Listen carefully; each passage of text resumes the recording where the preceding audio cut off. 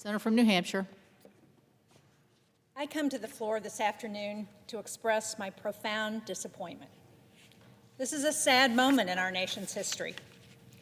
I, like all of us in the Senate, came to this body to try and make a difference for our constituents, to address the kitchen table issues that affect their everyday lives.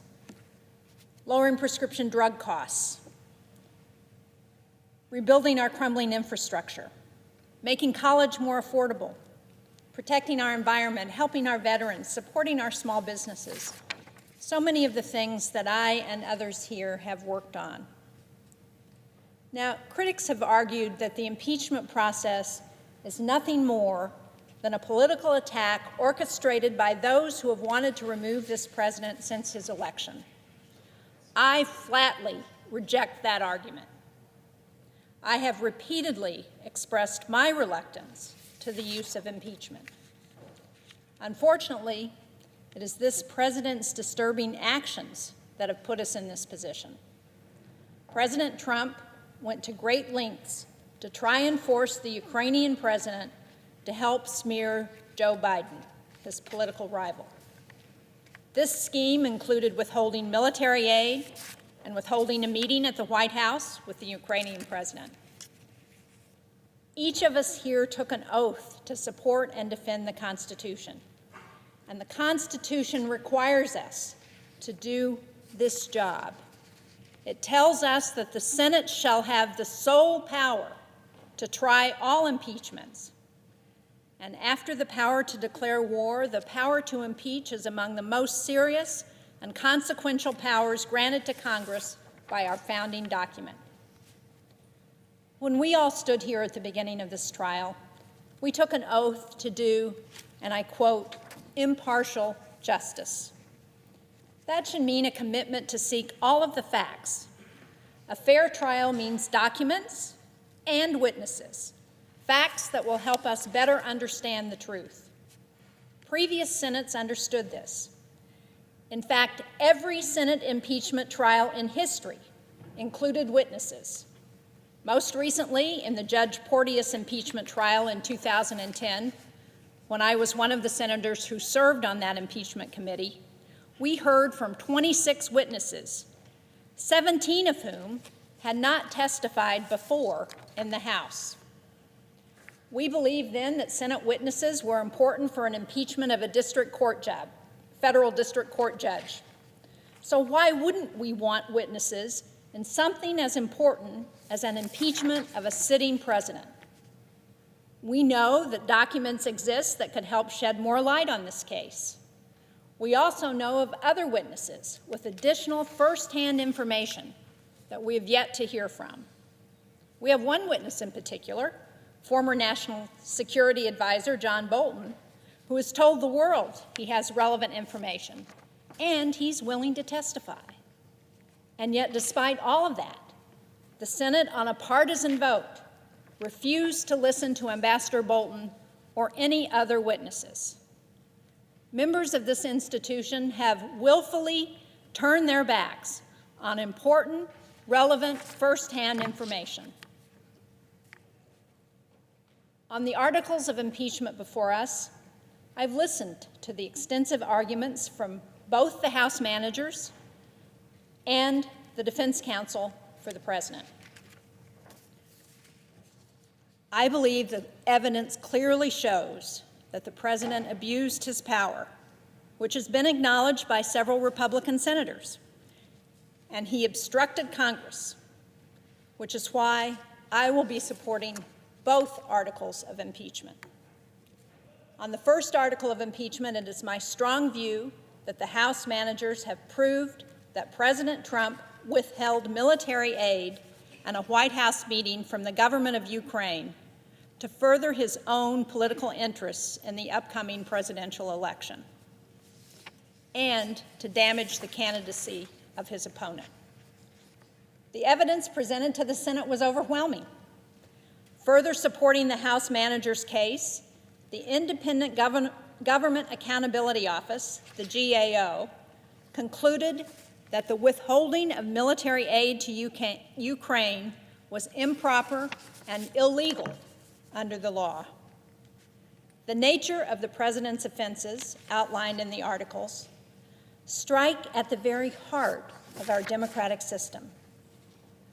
Our founding fathers were very concerned about both foreign interference in our democracy and the executive abusing the powers of the office for electoral gain. James Madison warned of a president that, quote, might betray his trust to foreign powers, end quote.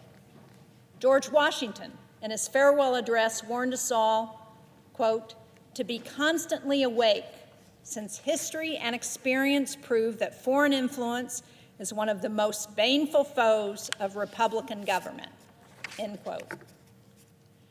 As a senator who sits on the Armed Services and Foreign Relations Committees, I am keenly aware of the serious national security interests that are at stake here. This body, the Senate, has been deeply supportive of an independent Ukraine and a strong U.S.-Ukraine relationship. And I've joined with senators from both sides of the aisle in support of providing lethal assistance to help Ukraine better defend itself from Russian aggression. We continue to do so because it is in our direct national security interest to support our partner in the midst of an active war with Russia, our adversary. And we know that Russia has serious designs on Eastern Europe. They're looking at ways to influence European countries, former Soviet republics, where they think they can make inroads, and Ukraine is standing at the wall between Eastern Europe and Russia. I also joined the bipartisan leadership of the Ukraine caucus in writing a letter expressing deep concerns over reports that aid to Ukraine was being held up. This September 2019 letter clearly stated that the administration's hold on assistance would do lasting damage to the Ukrainian military and would undo the progress made by Ukraine to defend itself. That was a bipartisan letter. Putting our national security at risk in order to secure personal political favors is an unacceptable abuse of power, and that is why we are here today. In response to the overwhelming evidence presented by the House managers, the President's counsels failed to refute these serious allegations. Their arguments that President Trump was focused only on the national interest are not supported by the facts. The President has never demonstrated an interest in rooting out corruption in Ukraine and has a troubling pattern of personally seeking political dirt from foreign governments. I worry that this behavior will continue. The 2020 election is 9 months away, and the President continues to suggest that he would consider receiving political help from foreign governments. Just recently, the President suggested that China should also investigate the Bidens. Now, with respect to the second article, dealing with obstruction of justice, the House managers have also presented overwhelming evidence that President Trump obstructed the investigation into his conduct toward Ukraine. The President has repeatedly denied the House of Representatives constitutional authority to conduct an impeachment inquiry. The President ordered federal agencies and officials to ignore all requests for documents and all subpoenas. Those agencies obeyed the President's order, and not a single document was turned over to the House.